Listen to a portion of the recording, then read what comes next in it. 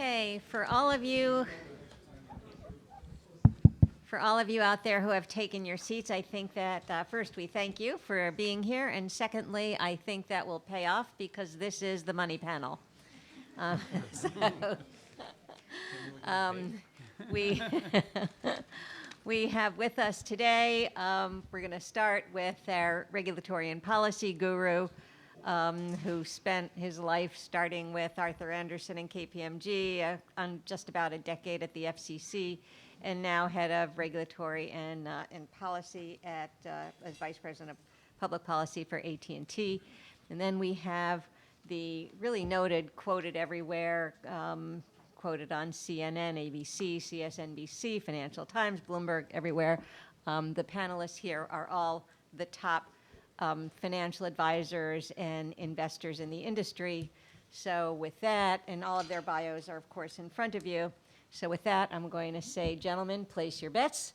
And we're going to start with Brent Olson, who's going to tell us a little bit about the regulatory policy structure at AT&T. And then if I could ask for the financial community, for the investment people, to, as part of your comments, think about what regulatory policies support or detract from your ability to guess right in the market, from your ability to do what you do well. All right, thanks, Judith. And thanks for having me here. I'll try to keep my remarks short since this is a panel called Business Models in Industry. I am the policy guy, so I know we all want to hear what these guys have to say more than what I have to say. Plus, we're the last panel we're the last panel in front of the cocktail, so I always know what that means.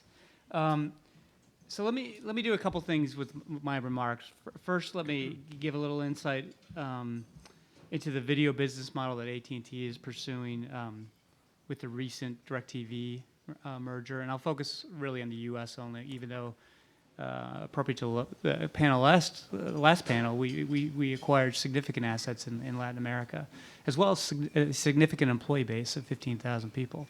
But I'm not going to talk about that.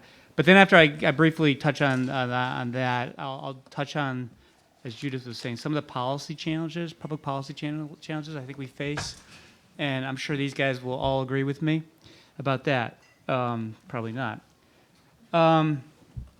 But so as many of you probably know or might know, AT&T acquired DirecTV in August, or the approval for the acquisition went through in August, and we're busy integrating their business into our existing business. And I think there are a lot of misconceptions, certainly publicly, about what the purpose of this merger was. It really is about expanding our reach into the video platform business. It's not all about expanding the existing pay TV business. DirecTV was a significant pay TV provider.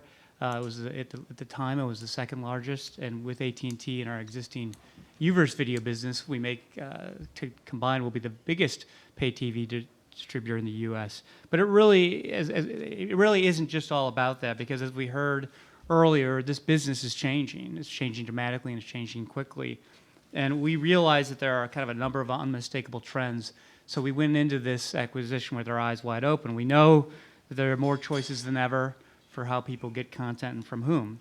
And even though TV is still the dominant screen that people watch, their digital devices now account for more than 50% of their overall viewing time.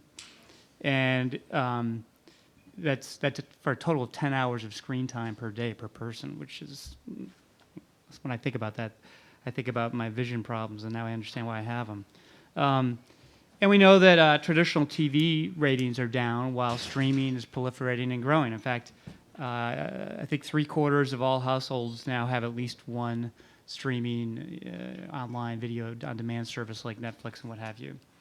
At the same time, we know that kind of flash cutting all the pay TV population over to the internet would blow away the projections from the Cisco V&I report. And it would require significantly more network resources than we have today and that we have in the kind of near future plan. So as a result, I think we're going to see, just like we see with a lot of industry change, kind of a hybrid transitional period for a while, which means that real shifts will be taking place, but they might not be cliffs. They'll be happening over time. And we acquired DTV because it has a great platform for delivering video, and has the best content relationships in the business, and it has scale. But this acquisition was not all about acquiring that business and just running that business. It was about taking that platform and that scale and integrating it and adding it together with our existing wireless and wireline platforms so that we can deliver video to our customers when they want it and how they want it. Because as we know, as we heard from earlier panels, that's certainly how millennials want it, and increasingly it's how all of us want it. So it can't just be about delivering TV over satellites. It has to be about making that DirecTV video platform into our video platform and being agnostic about the access technology that you're ultimately going to use to get to that video. And ultimately, it's a recognition that DirecTV on its own was not future-proof. It didn't have a broadband play. And that AT&T with DirecTV could do a lot more, much more quickly than it could on its own. In the short term, we see a number of big opportunities, kind of what we call blocking and tackling opportunities. We have a lot of retail stores around the country. Hopefully, a number of you have been in them. And we're able to kind of begin marketing immediately, or we have begun marketing immediately, DirecTV service in those stores, including bundling DirecTV with our wireless service, whether or not you have our fixed broadband or not. That's the first bundle play of a wireless and video offering at the scale we're offering it. There are a lot of DirecTV customers out there that don't have AT&T wireless service. There are a lot of DirecTV customers out there that don't have AT&T broadband service. Similarly, there's a lot of AT&T mobile customers that don't have DirecTV. So we have all these kind of immediate near-term things where we can serve those customers. But over the long run, again, that's not what this is about. It's about integration. It's about bringing this into a single platform and making things easier for the people that want to use broadband and video. So if we don't integrate this platform, if it's not when I use my TV at home and when I use my device at the hotel and I use my tablet at work, if it doesn't look and feel the same, if I can't watch all the same content, if I can't do all the same things, I don't care about the bundle ultimately in the long run because it doesn't work together in the way we want to have it work together. So the end result or the end game of why we acquired DirecTV was the potential and the ability to integrate these platforms and bring them together and when we have them work as one. It's going to take a lot of work. It's going to take a lot of elbow grease and a lot of sweat, but we think we have a great ability to do that, and we're well positioned and uniquely positioned now in the marketplace because of all these assets being brought together. So let me pivot away from that, the kind of acquisition and why we did it, to the kind of challenges, a few of the policy challenges we face. And I know this was discussed, a lot of this stuff was discussed earlier, both on the regulatory panel. I know Pepper talked about some of these issues, but I will try not to repeat these issues, and I'll try to offer a little different perspective or extra perspective on top of what's been said so far. So the first policy challenge we face is how we're going to regulate broadband. And in particular, what I'll talk about here is the idea of net neutrality and the open internet. And I think we're at a regulatory inflection point that's been precipitated by broadband and the net neutrality debate. Because, as we learned from the earlier panel, around 65% of all peak internet traffic today is real-time entertainment. And that's just going to grow even more. I think Pepper said it's about it'll be 85 or 82% in 2019. And today, Netflix and YouTube combined comprise about 50% of all that traffic. And also, the number of connected devices per household today is around 8, and that's going to grow to over 10 in 5 years. Yet we still have, and we have this, and as I described, we're moving to an integrated platform. Our competitors are moving to integrated platforms. We have more and more competitors that are using the platform, using broadband platforms to offer great services. So there's a world of competition out there. Yet our regulatory posture in this space is still based on silos, still based on the idea that we need to regulate one entity and potentially not these others. And net neutrality, we think, is an unfortunate example of this, where we're regulating something called broadband internet access service, which the FCC has defined. Yet, over time, the services we provide will look a lot more and starting to look a lot more like the services offered by the over-the-top providers. So at some point in time, I think Christopher used the word quaint to describe something in his presentation. I think we'll find this definition that the FCC adopted to be quaint, because, or at least difficult, because we won't be able to, the lines between what we're offering and what someone else is offering will not be substantial, will not be able to articulate, and we'll end up in this kind of Byzantine regulatory structure.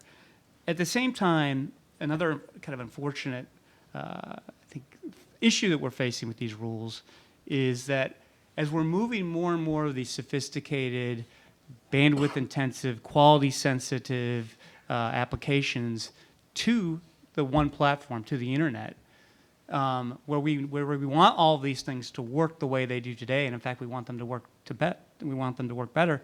We've adopted a regulatory paradigm, or at least we have the potential with the regulatory paradigm we've adopted in the U.S. to basically ask certain providers to tie their hands behind their back in order to enable it. I think, again, I'll refer to Pepper's presentation about the Internet of Things, where he talked about there's a number of, the Internet of Things won't take up necessarily a lot of capacity, but they'll be very diverse in what their demands will be on the network. You might have some, let's say, device that pings the network 4 times a day, and it might be microbursts, it might not take a lot of bandwidth. But those 4 times a day that it needs to ping the network, it needs to ping the network. It needs to get an answer back.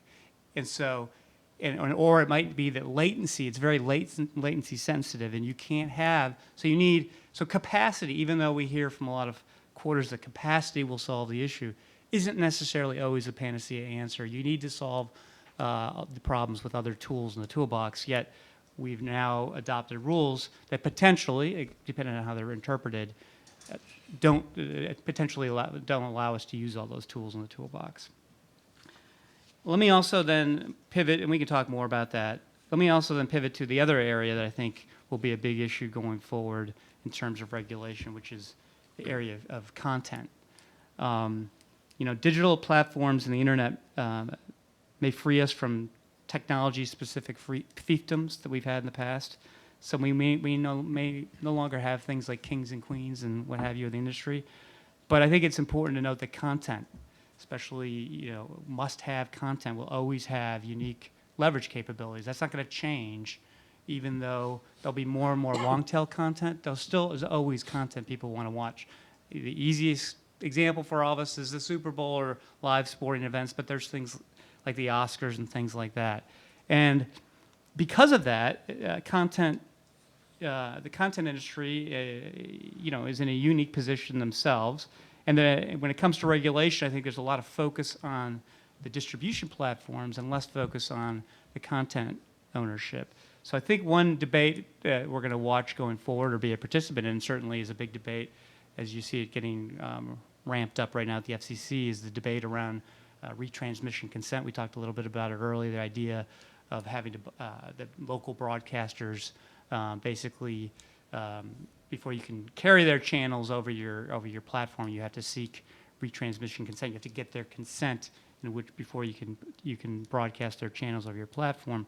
Over the years, this has moved from something where the rule was adopted because when the rule was adopted in 1992, there was only one MVPD or multi-channel platform in town. It was a cable company, so there was a concern that broadcasters would not get on that platform. Flash forward to where we are today, we have multiple multi-channel platforms in just about every market. We have over-the-top video providers in markets as well. And what you're seeing then is that it's completely shifted. So now the power is with the local broadcasters. And the question is really, do we need all these rules in place to dictate how markets respond or how the commercial marketplace needs to be negotiated? Obviously, we think that there needs to be some reform here to kind of open up the market to let the commercial marketplace work better and to not have it be so dominated by regulation. I know there are a couple other issues mentioned before that I'll just briefly touch on, the interconnection issue and set-top boxes. One thing I just want to clarify for both of those, in interconnection, when Milo Medine was talking about it, he said something like, there's no good reason not to interconnect locally. And I think I just want to clarify that in that debate, that's not the issue of the policy debate there. The policy debate is about on what terms and who decides when you interconnect and how you interconnect. Our belief, certainly at AT&T, is this market of interconnection in the internet has never been regulated. It hasn't needed to be regulated because it works on its own, because there's multiple parties that have agreed to interconnect with each other. So certainly, if you don't have the predicate for the reason to regulate, you shouldn't just regulate because that's what you do as a regulator. And then finally, it's a similar issue that we would take on set-top boxes, which is, again, this isn't about not wanting services on other devices, as I think others have mentioned. I think Christopher mentioned earlier. All of the MVPDs out there have apps that are provided on multiple devices and TVs out there. Again, the question for the policies for regulators is, again, about on what terms and who decides how that marketplace is going to be formed and formulated going forward. So on that note, I will stop and hand it over to Craig. In time. Thank you very much. Folks, if any of you are looking at your program, we're going to divert a little bit from the program and go in the order in which the panelists are seating themselves. So we'll go next with Craig Moffett, principal of Moffett-Nathanson, who actually was rated #1 advisor in 2 categories in 2 parts of the market at the same time. Congratulations for that. Pretty impressive. Place your bet on him. You know, and it's actually a good reminder. I mean, one of the things and one of the reasons I always want to make time for this gathering is because this is a gathering that I've gotten to know all of you over the years because we've been doing it for so long. And I was thinking back to the first time we did it, which Ellie, you'll correct me, but it's probably been at least 8 or 9 years ago that we did this for the first time. You may have been doing it for a lot longer, but.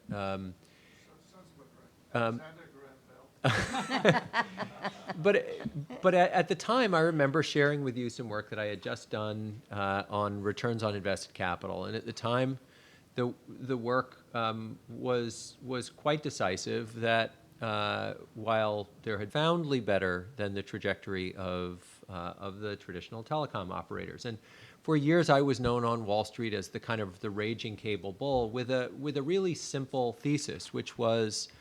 The cable companies are not media companies. The cable companies are simply infrastructure providers. That's all they are, and the cable companies had advantaged infrastructure.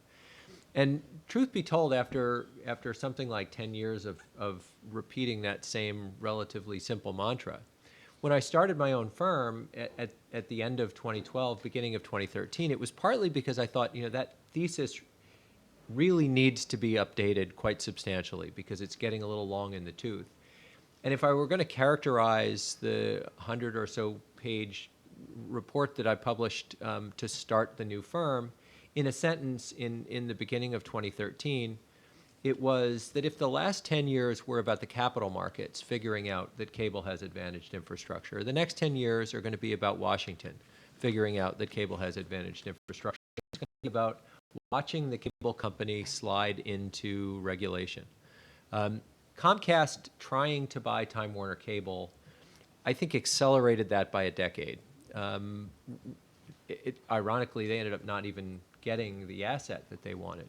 But it triggered, I think, a profound soul-searching among policymakers that, while it's very easy to say that the policymakers shouldn't be meddling in this, that, and the other thing, they are grappling with some genuine challenges. And I think you saw that very clearly in the remarks from Jonathan Sallet, the chief counsel of the FCC, in his speech 3 weeks ago now, I guess it was, or Bill Baer in his speech on similar topics 2 weeks ago, where they talked about the very real challenges associated with the fact that the cable companies both derive economic value from the transport of video and are also potentially gatekeepers for competitors to that economic profit pool, and that creates very real policy concerns that they are grappling with, I think, in a very honest way. There are no easy answers, but that is the policy challenge that the country is struggling with. And I've always characterized it in the context of what I describe as the transport function, and that is that the cable industry shouldn't be thought of as a business that charges $90 for video and of which there's $45 of programming cost and $45 of gross margin or something like that.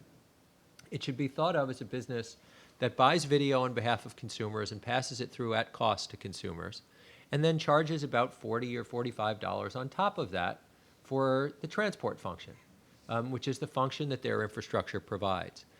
And the real regulatory question, as I see it, for this generation of investors, regulators, and thinkers about the infrastructure businesses is, will the platform infrastructure providers continue to be allowed to charge for the transport function?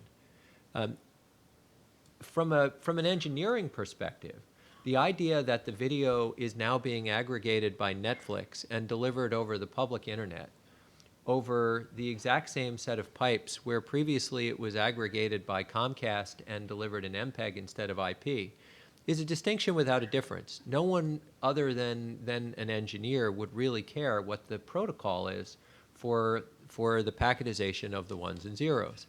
And the aggregation function itself, while there is no explicit market for the disaggregation of the if you'll forgive the pun, of the aggregation function and transport, one can reasonably guess that the transport represents probably 99% of the value there and aggregation the other 1%.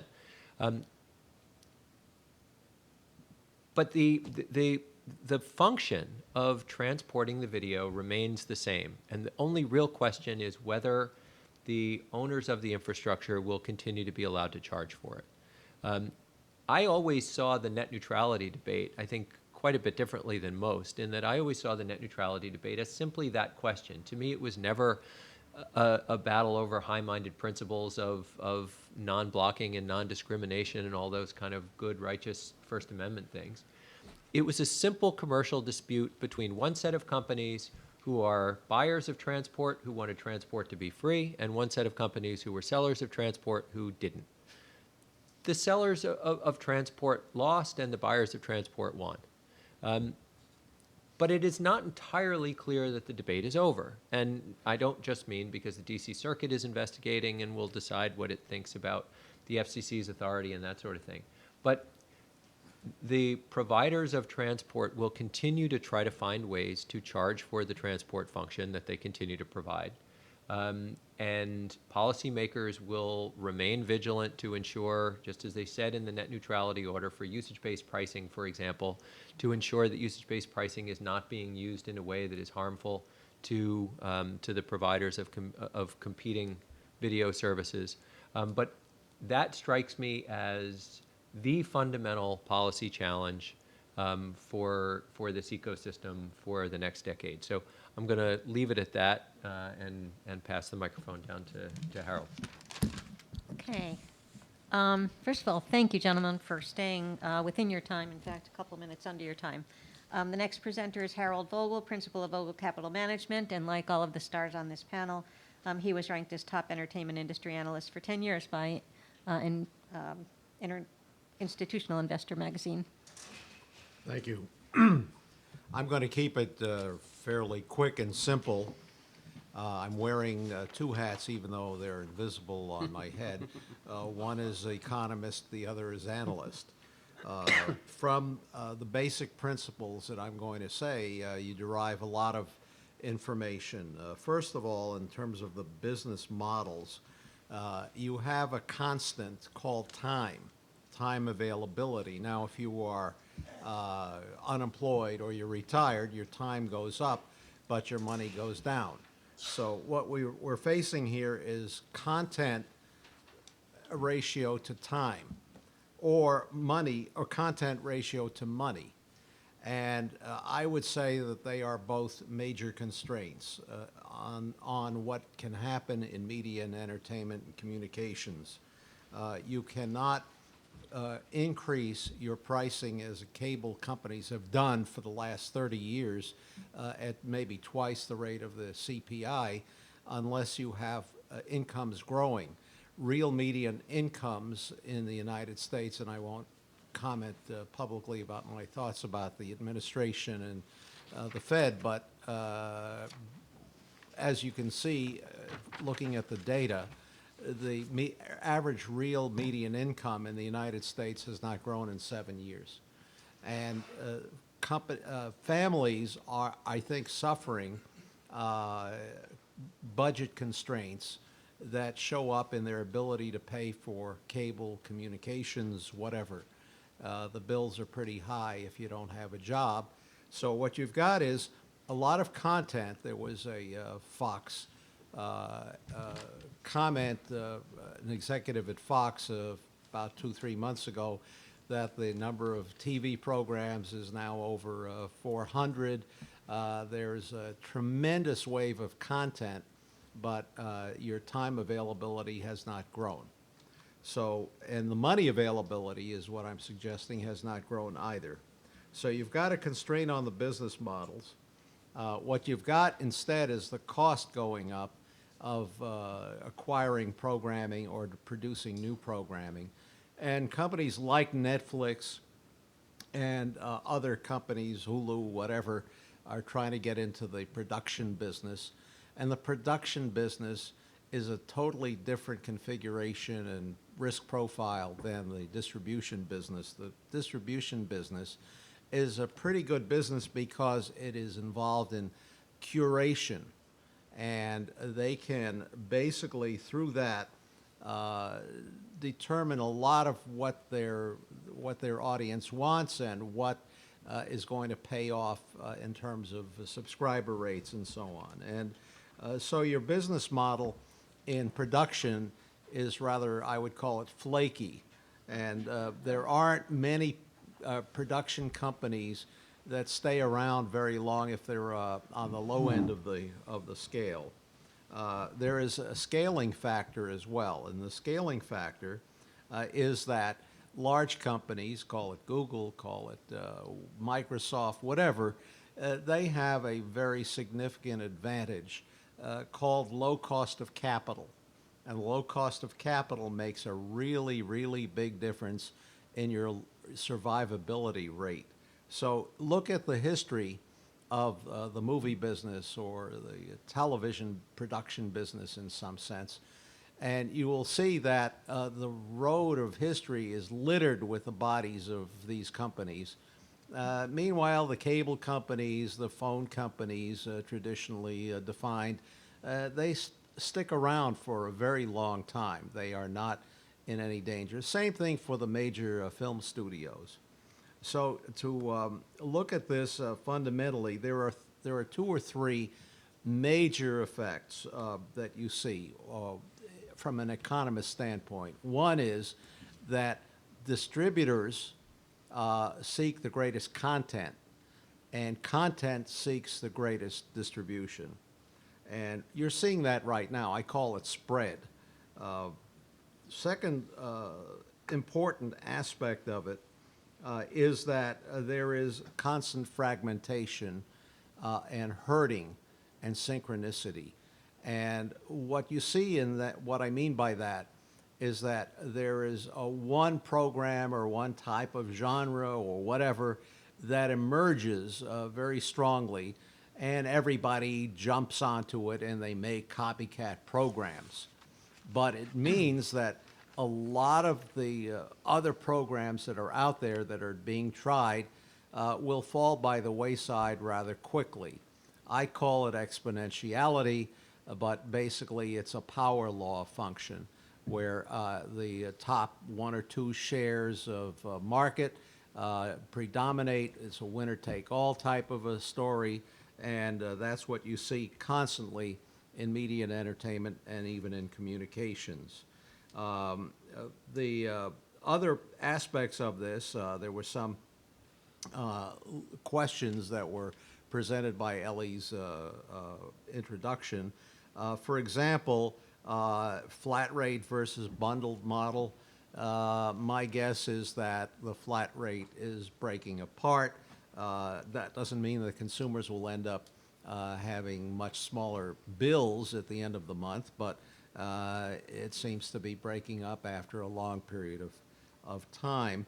The constraint here, again, is what I mentioned before, is the budgets and the time available to most people. If you look at the investment issues, the cost of content is going up, not in the sense, and the cost of distribution, questionable where it's going. I don't know enough about the phone company infrastructure capital spending ratios, but I do know that, yes, the technology is costing less and less. You can produce very high-quality video and programs. You go down to B&H on 33rd Street, and you can buy a very good digital camera for hundreds or just a few $1,000s. This would have cost $100,000 10, 15 years ago. But that's not the issue. You need time and attention. The key factor is that people have to get attracted to something, and the curators are the ones that I think do the best on this. In terms of self-generated video, that was another question posed. I think you can forget about it. The length of time for these cat skateboarding type of videos is about, what, 2 days, and it doesn't monetize very well. So I don't think much about that. In terms of inflation, I think that the prices of all the video services basically cannot command premiums to any extent anymore. There will be pricing pressure and deflationary activities. And I think that people are underestimating the deflationary undertow of the whole macroeconomy.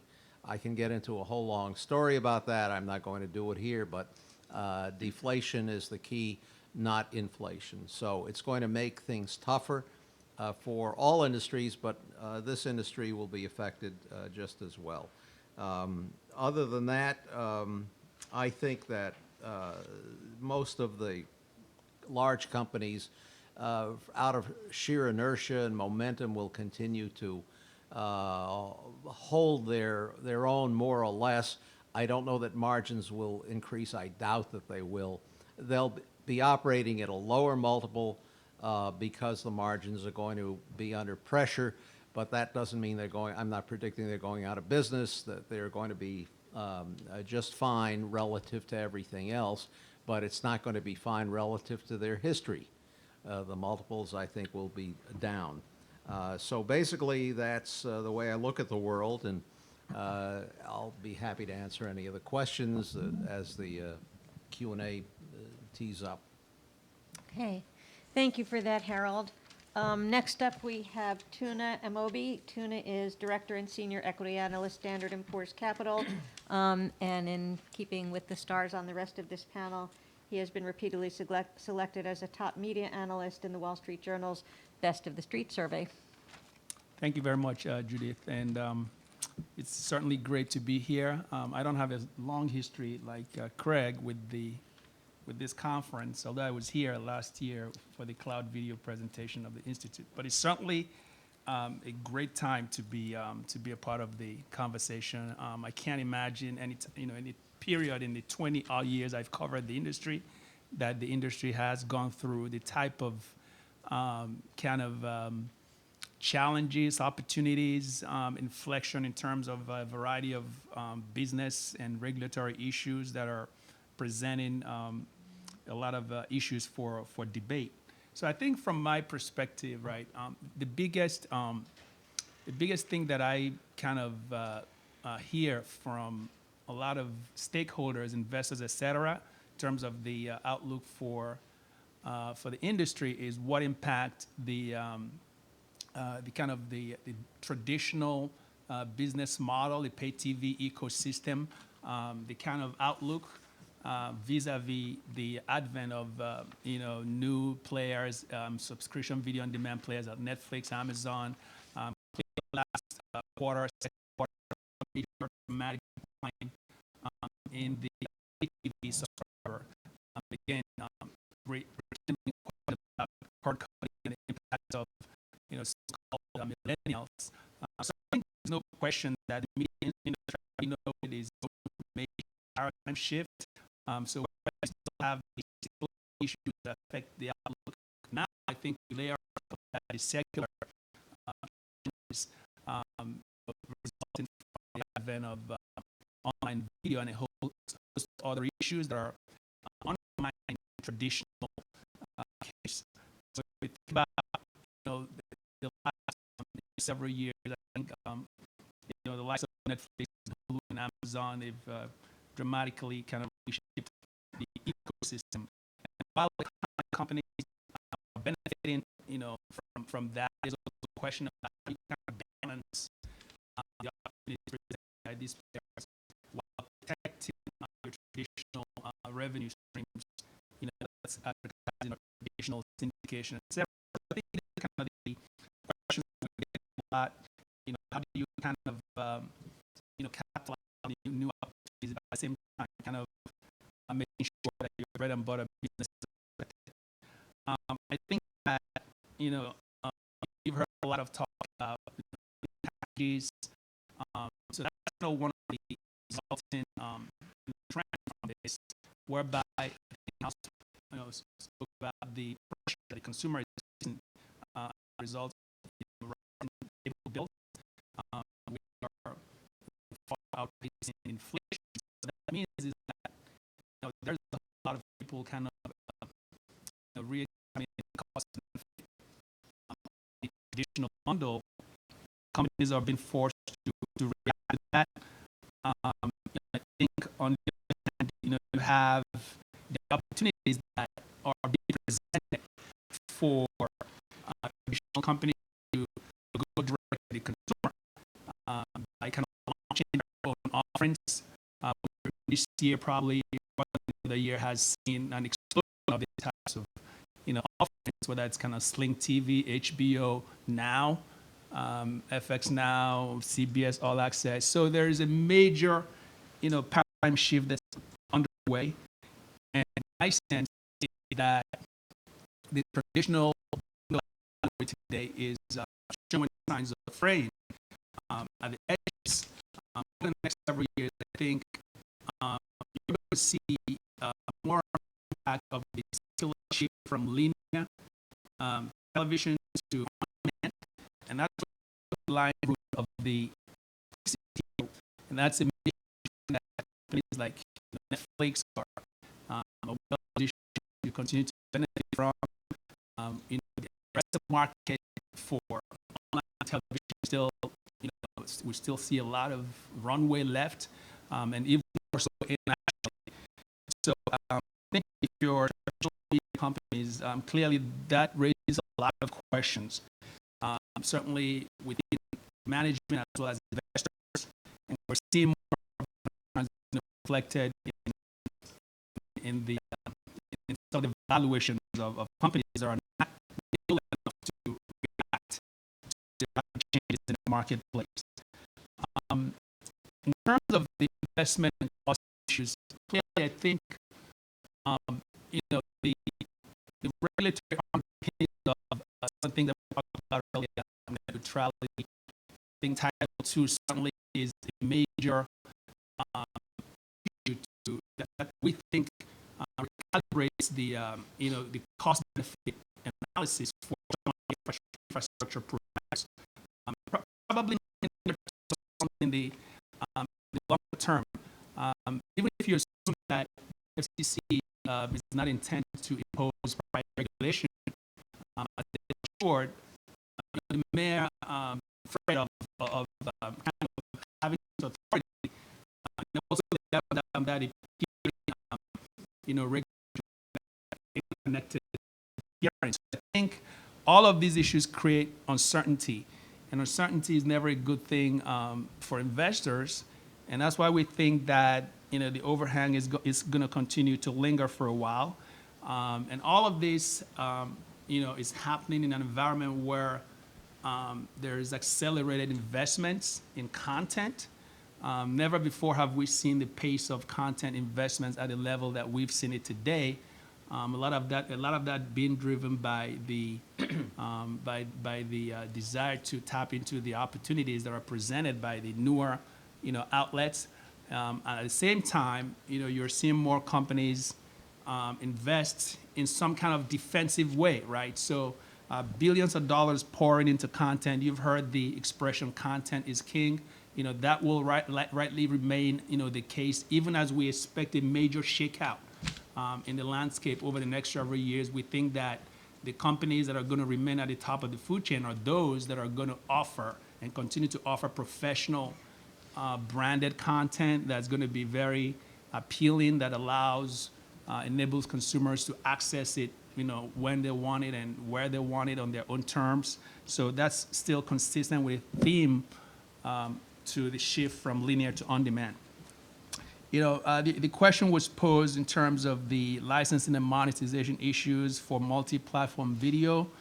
I think that, the issues with that are companies, there's a whole lot of, issues that you face when you're trying to license your content, right? Decisions, do you license nationally or globally?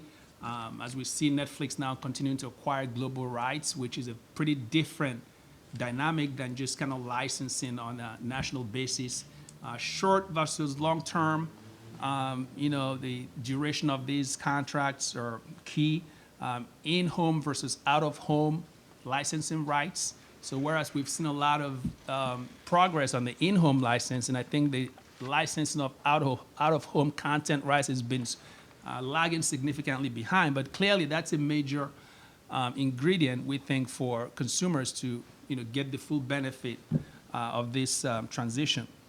And then you've got issues related to, do you license in season or out of season? So the whole issue of stacking rights of the content, we're seeing more and more companies kind of willing to kind of license more of the in-season content, kind of stack them up. So I think these decisions clearly are continuing to evolve. That's why I think the industry is going through a major paradigm shift and arguably a revolutionary transition.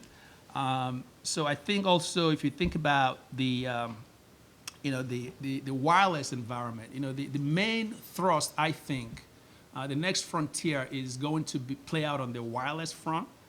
Mobile video, I think that's really where we're seeing a lot of action in terms of investments, and that ties into the spectrum policies of the FCC.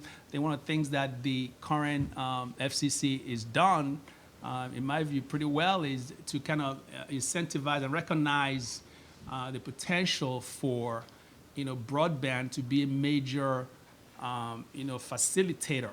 Now, you can debate on both sides whether they're going about it the right way, but I think creating the enabling environment for broadband is going to be key, and it remains the motivation in a lot of the auctions that have been conducted the last several years. You've got another incentive auction coming up next spring.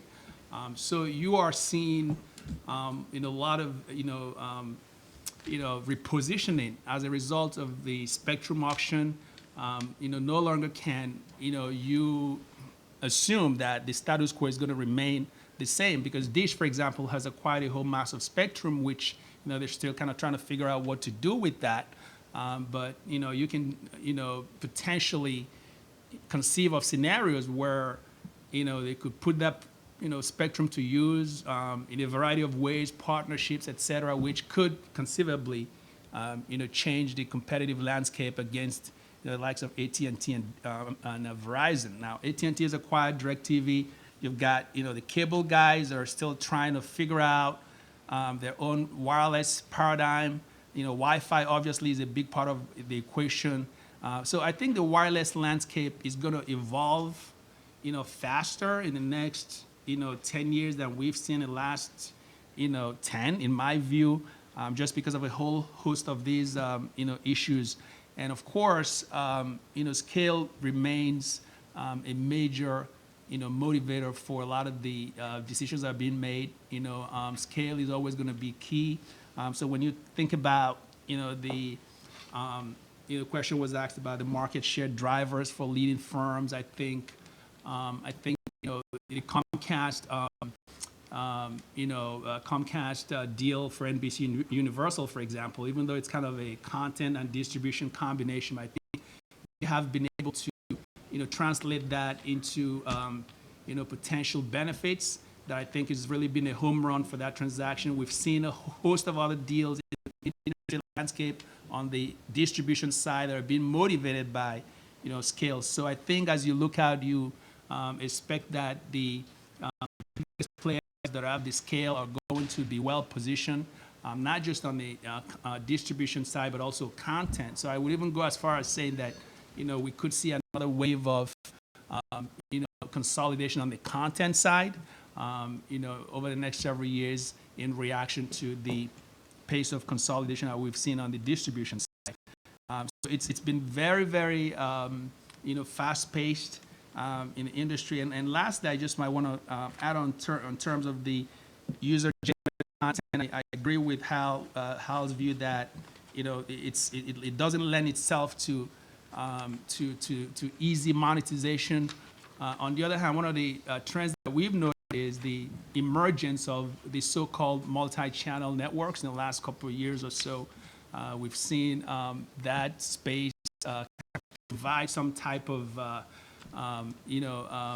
platform or vehicle to enable the monetization of some of these user platforms. For example, entities like Maker Studios, which Disney paid north of $1 billion for. We've got Awesome TV, which is owned by DreamWorks Animation, that was bought for $35 million. Today it's worth several multiples north of that, generating hundreds of millions of views. So I think that the transition and the way that the consumption of media is evolving has created a host of opportunities for companies to try to exploit both on the user content as well as the professionally created content. And what that means is that we think companies that are going to be left standing are those that are going to be nimble enough to continue to evolve in response to the changing needs of the landscape. So I hope I've touched on, Judy, your question about regulatory policies that support or detract. I talked about Title II and I talked about wireless spectrum and vice versa. So hopefully that kind of gives you a sense of how we see the world. Excellent. Yes, you did indeed. Thank you so much. And last but certainly not least is Gordon Goldstein, Managing Director, Head of External Affairs for Silver Lake Group. And like his stellar colleagues on this panel, he has shared his wisdom with ABC, CNN, MSNBC, BBC, Wall Street Journal, Washington Post, Financial Times, Atlantic Week, Foreign Policy, and El País. Funny, Goldstein didn't sound like a Spanish name to me. Those articles are in Spanish also. So if you could share with us, Gordon, your thoughts on this topic. Yes, thank you. And thank you for the invitation to speak at Columbia. It's wonderful to be back at Columbia, where I spent many years and generated a few degrees. And it's a pleasure to be with this very distinguished group of panelists. My thesis is quite simple. I think Tuna put it very well. This is an enormously exciting period to be a participant in this industry and to observe this dynamic process of change. But it's also a period of great uncertainty. I believe we are living through the era of disruption, regulatory disruption, and business model disruption. With respect to the key public policy issue at the moment, net neutrality, I'd like to associate myself with the comments made by my colleague from AT&T. I believe that the decision on Title II reflects a regulatory solution in search of essentially a non-existent problem that will be with us for some time. I expect it will ultimately be litigated at the highest levels, probably in the Supreme Court. And I consider it to be deeply unfortunate. In 2010, one of our portfolio companies at Silver Lake was Skype, which became deeply involved in the discussion then about a solution on net neutrality. So I got pulled into that debate and found it to be both complex and unnecessary to a large degree. I spent a great deal of time talking to Julius Janikowski, then the chairman of the FCC, also a graduate of Columbia, and I was deeply impressed by the solution he helped to craft working with industry, in particular with AT&T, to craft a voluntary system of principles all the players committed to, and to the best of my knowledge have adhered to over the past 5 years. The Title II decision was particularly unfortunate, in my view, because it was not based on any kind of discernible or verifiable pattern of content blocking or discrimination. And to regulate the internet as a public utility in the face of a not well-documented pattern of use, in my view, is extreme regulatory overreach, and I think it will introduce a period of uncertainty that will ultimately be litigated and that we'll be living with for several years. So we live in a period of regulatory disruption and also business model disruption. To state the obvious, the combination of ubiquitous bandwidth, increasingly ubiquitous mobility, and dramatically shifting content consumption habits are driving a very disruptive era for content creation and content consumption. I think two stats capture it, two metrics capture it pretty powerfully. American cable and satellite companies collectively lost more than 600,000 subscribers in the second quarter of this year alone. Pretty dramatic number. And according to one recent study, viewers aged 14 to 25 spend more than half of their content viewing hours on computers, tablets, or smartphones rather than on television. That's a pretty powerful secular shift in how we are consuming content. What does it mean? I think the disruption will have three principal consequences. First, and to state the obvious, as some of my other panelists have noted, it's going to disrupt the historical business model, particularly in the cable industry. The so-called fat cable bundle will presumably eventually give way to different configurations and to the so-called skinny bundle. But I would agree with the proposition that it's not entirely clear that consumers are going to have lower content consumption costs. Some of the costs of content creation and this disaggregated new business model will be passed along to consumers. When Richard Plepler makes Game of Thrones for HBO, the most popular television series in the world, that costs quite a lot of money. And the costs of content creation will have to come from somewhere. Netflix, based on one article that I read, will be spending $6 billion on content in 2016, up 62% from the $3.7 billion it spent in 2014. So these costs are going to have to be borne somewhere, and presumably they will continue to be borne by content consumers who will support the seemingly insatiable appetite we have for premium content. Second consequence of this disruption, I think, is that content, if you will continue to remain king. That's our thesis at my firm, Silver Lake. We invested in an agency called WME, which, along with CAA, is one of the global players. And we recently, last year, combined it with the world's largest fashion and sports marketing firm called IMG. We did that because we believe that, at heart, these groups represent content creators. We see it as investing in a big trend that content will continue to be of very high value and in very great demand. I think the third consequence of this disruption will be exciting to observe, and that is, I believe we will see a continuing pattern of innovation and experimentation in how content is packaged and delivered. Just this morning, I received an email announcing a collaboration between Uber and AT&T and NCAA Sports. There will be Uber cars with screens in the back, and then on Saturdays it will have streaming of college football games. I don't know if this particular model is going to catch on, But it's obviously inventive, and we will see in the marketplace increased experimentation as this convergence revolution continues and as this pattern of disruption continues. Excellent. Thank you so much. Just as New York taxis are taking the video screens out of the taxis, Uber is bringing us college football. Excellent. So we'll start with questions. We are actually 3 minutes ahead of time, so thank you all. Have about 5 seconds. Of course. I didn't address the regulatory question in full or at all. First of all, my attitude, because I invest in early stage companies, is that there should be less regulation everywhere because it just ties everything up. Second thing, with regard to net neutrality, is that it's a bug in search of a windshield.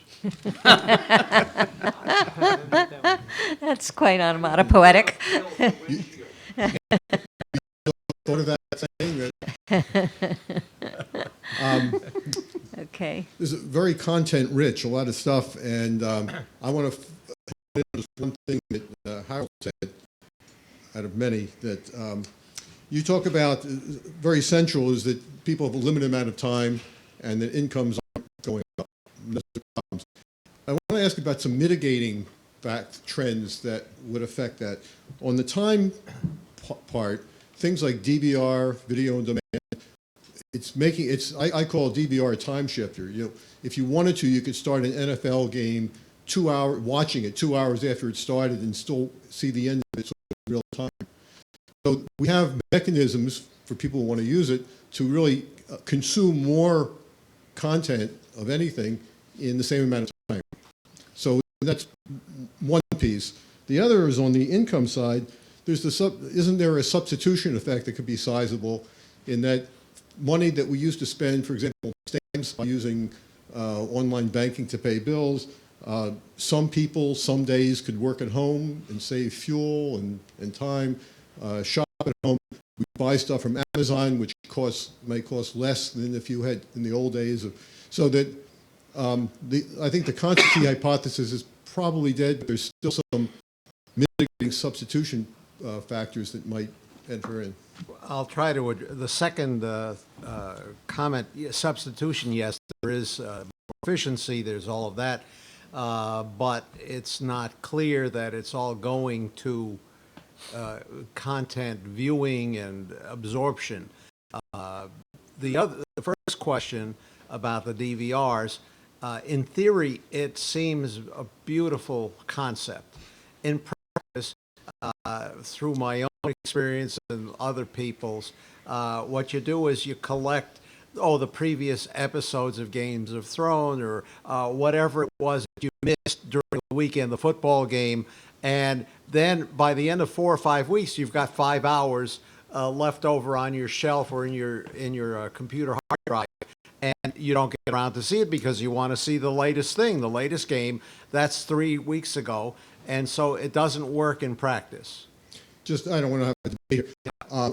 I do see, although I use it a lot, I see my daughter, who's 25, uses it very differently than my wife or some of my kids do. So there might be a generation shift as well. Well, there's a decay function in terms of the time. That's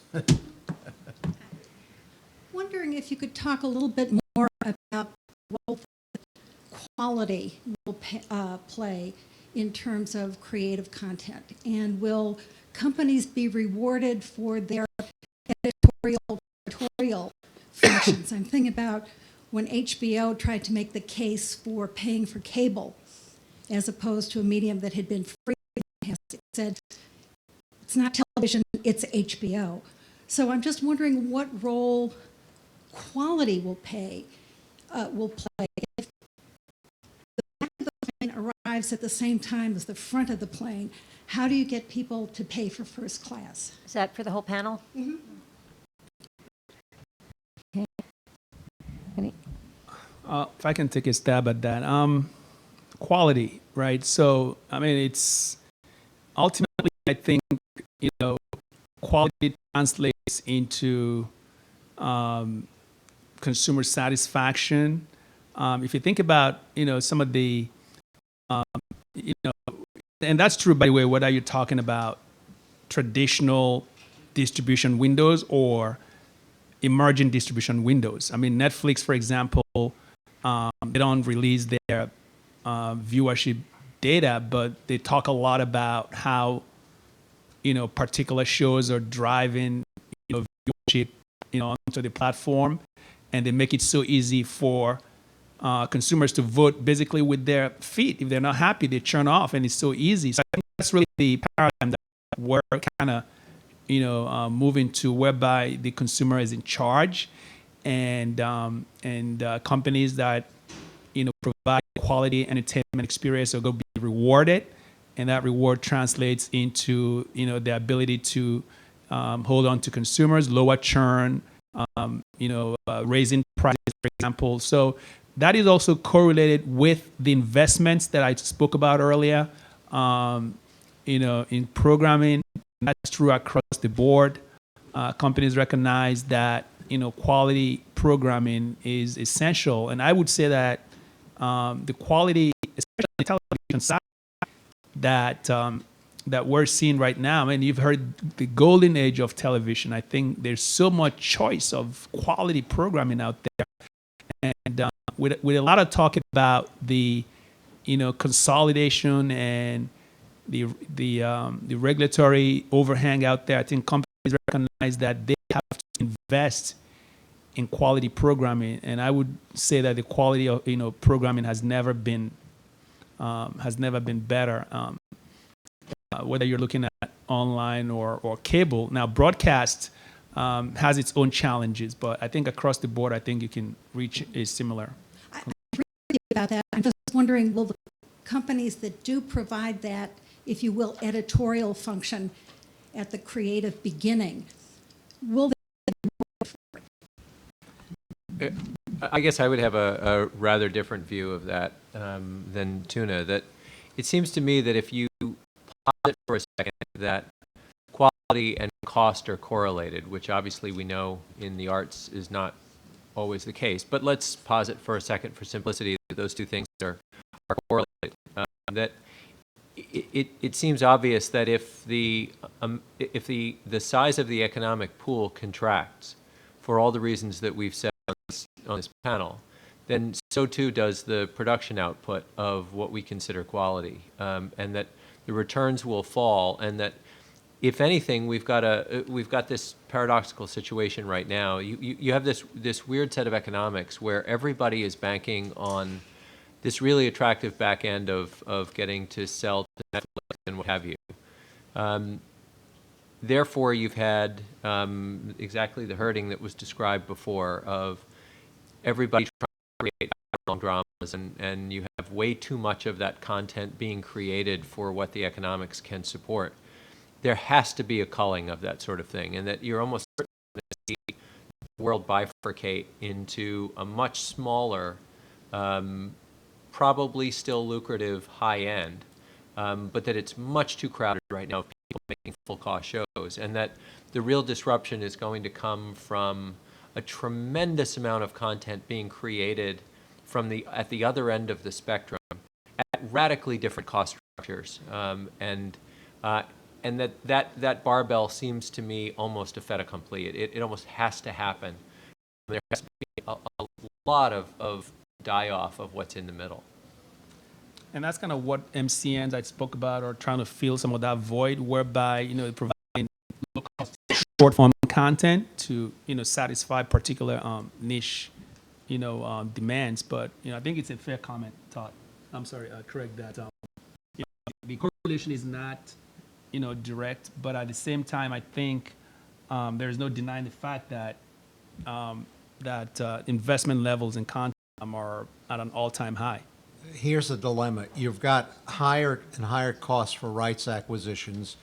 If you don't have high quality content in that direction, meanwhile, what you can extract from the viewer pricing is going down. So there's inflation in rights acquisition cost of making the quality. The big problem is that you have to pay your directors, your producers, but you have to pay them very, very well. Meanwhile, at the other end, you're not getting the pricing that you should be getting, or you used to get, not that you should be getting, but what you used to get. And it's always going to be a hit-driven business, by the way. Never mind that Netflix has been television, but soon every company has its share of failures. I mean, Netflix, for example, just did the movie Beast of No Nation. I think you saw how it was described as a big flop over the weekend, but that doesn't really tell you, because you've got to take a portfolio approach to, when you size up this thing.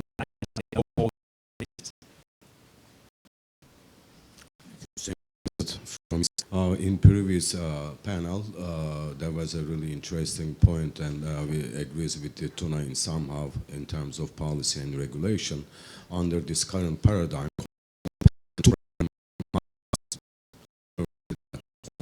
paradigms sound and effective policy and regulatory mechanism cannot be generated. Given that example,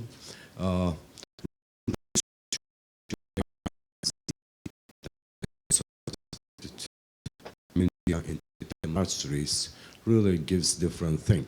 In the panel, and that's the question will become from that side, usually your analysis came from the business model.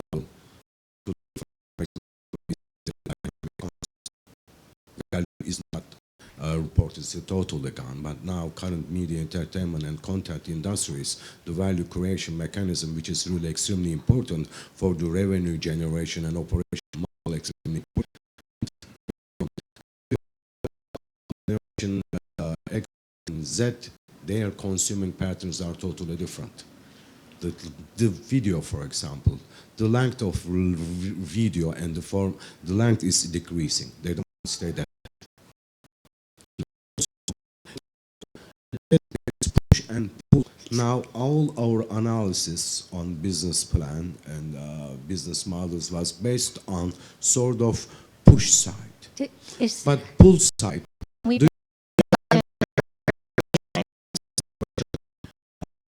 That, and his daughter is Generation X, but Generation Z is totally different. If we look at the demography of the Europe and also Africa and growing countries, we will see different things. If we look from the pull side, do you think that business will change? Am I clear?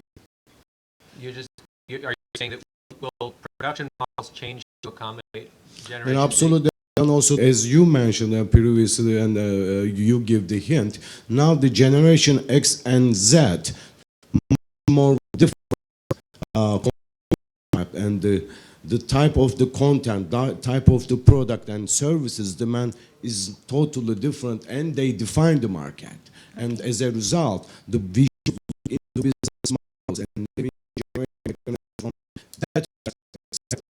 But remember, we all age, so the Generation Z will have a different taste in 20 years. Right. So just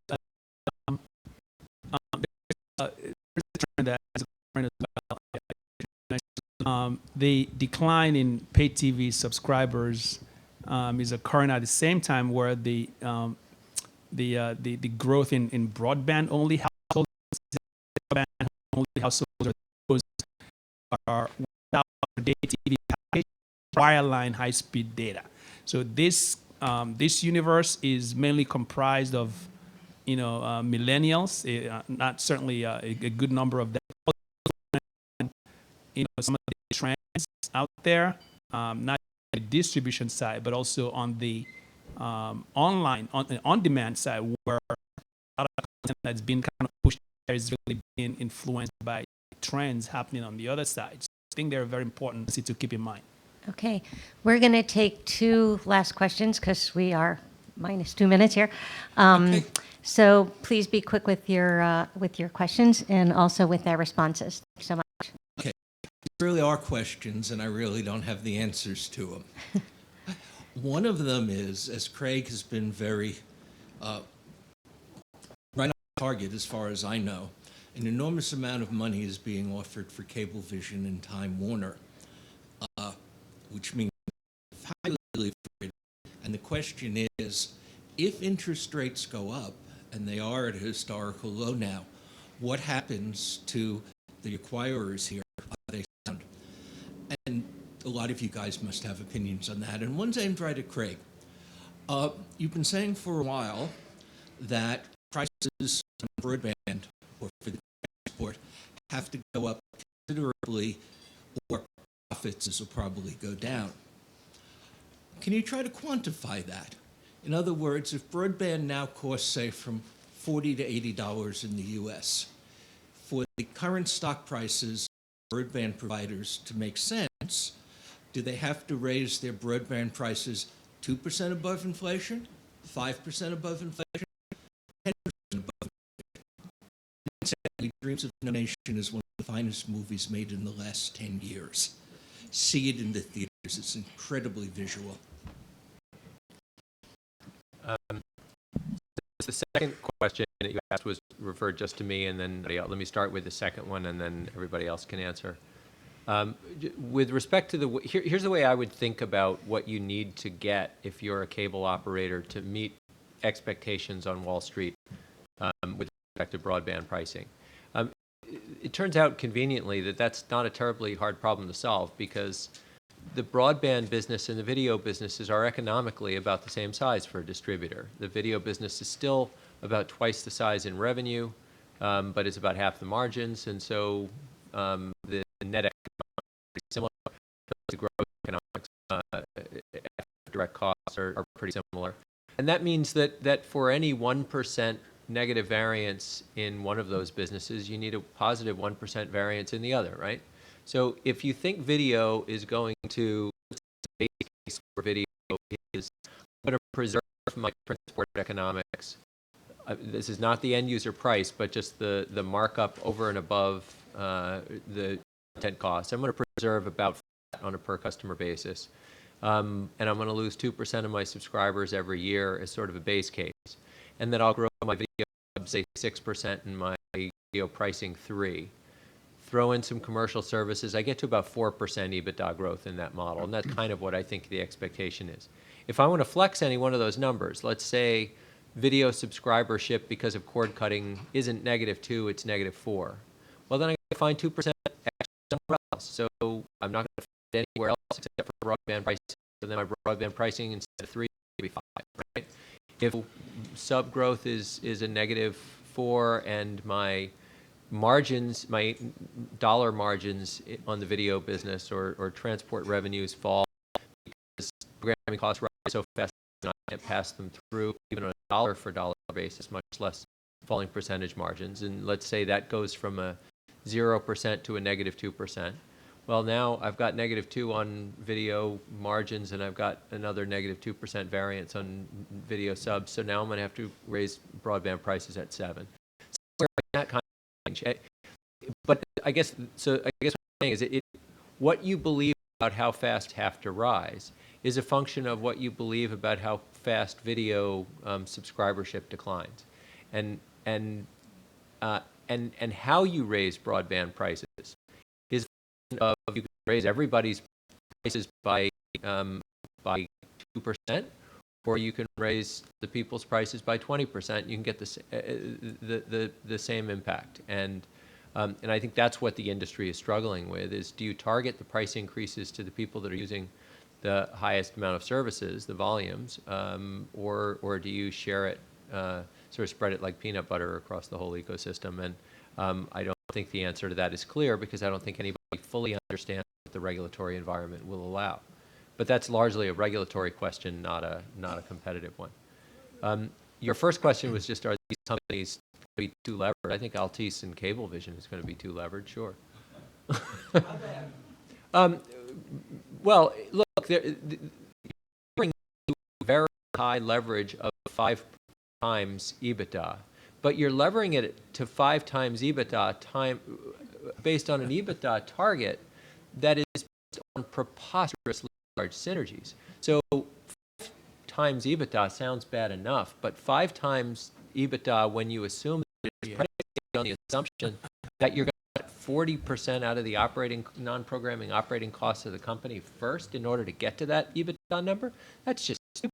I mean, I think it is utterly irresponsible for the the underwriters to have to have sponsored those kind that. I don't want to tie up Tom too much longer, but just a quick arithmetic clarification. If you go from 100 down to 50, you lost 50%. To get back to 100, you have to do double. You have to do 100%. It's the same symmetry that is going to be applied to cable pricing. So this is a potential disaster happening because you say, like you phrased it, as you phrased it, what the cable company or the infrastructure provider needs, price increase. What they need is not what they can get. So that's the difference, especially with the economy the way it's going. Okay, we'll take one last question from Tom. So there seems to be a consensus that the monetization revenue models are stressed, and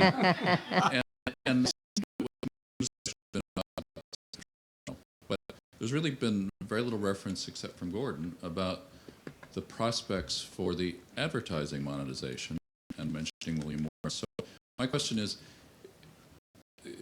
what can I draw from Verizon buying AOL, which I would really ascribe to an advertising insertion play? Is that them telling us something about where they see the monetization model moving, and funding for all the great content that we're seeing? Gentlemen, Tuna, would you have done that deal? Well, that's a great question, by the way, and I think it kind of goes to the heart of the challenges that companies are grappling with in terms of the business model issues. Do you go with subscription model, advertising specific about, you throw in pay for download? At the end of the day, I think, the main challenge, with the advertising model, and and that's pretty obvious. It's very cyclical. A lot of companies tend to. We've seen an kind of evolution of the so-called, freemium model, right? Which kind of, allows the consumer to, have a trial period and hope to convert them to paying subscribers. So we're seeing advertising evolve as kind of a platform where companies can try to. Hulu is a perfect example. For example, they've got an advertising side and they've got a subscription-based offering. So I think specifically to your question, companies tend to, we've seen a lot of companies try to, navigate away from more and more dependence on advertising. And part of that is the business model. There's always going to be companies that are going to be predominantly dependent on advertising, for example, Pandora. So I think it's really a question of what works best for a certain company and the type of, business model or audience that they're targeting. I think ultimately advertising is going to remain a very important part of the mix as opposed to predominant dependence on advertising. Now, I don't know if that precisely answers your questions, but that's just the way that I see some of the kind of the core questions to deal with. Okay, do you want to? 10 seconds. Yeah. First of all, advertising on the web, advertising inventory is infinite, so you should keep that in mind when you look at it. Second thing is that there's something popping up right now. It's called advertising blockage, and this is going to be a major issue and a major problem for the advertiser-supported programming. And since you asked about advertising, I really think there's a lot of promise on programmatic advertising.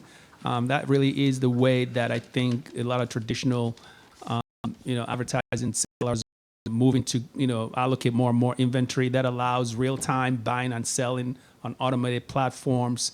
I think it's much more efficient. This upfront television market, we saw a lot more companies, devote some kind of inventory to programmatic. So I think over long term, that has really spots in terms of trying to, increase advertising, create more engagement for advertising, to targeting advertising, trying to monetize, advertising on a per, view basis, and try to much more targeted. That's the future, not what we have right now. In And, terms of- Okay, I'm just going to leave one Gentlemen, kind of we're- counterpoint, which is, in my estimation, the same technology that allows better and better targeting also allows arbitrage. I think that in 2 years, we're going to be talking about deflation in CPMs in the traditional media model that is shocking in its magnitude and so much larger a problem than cord cutting and the shrinkage in the audiences. I think it's going to utterly swamp the debate because, when I was running Sotheby's many years ago, I remember the only place we could advertise that had the demographics of people to buy art and antiques online in those days was the New York Times website, and they charged a $30 CPM.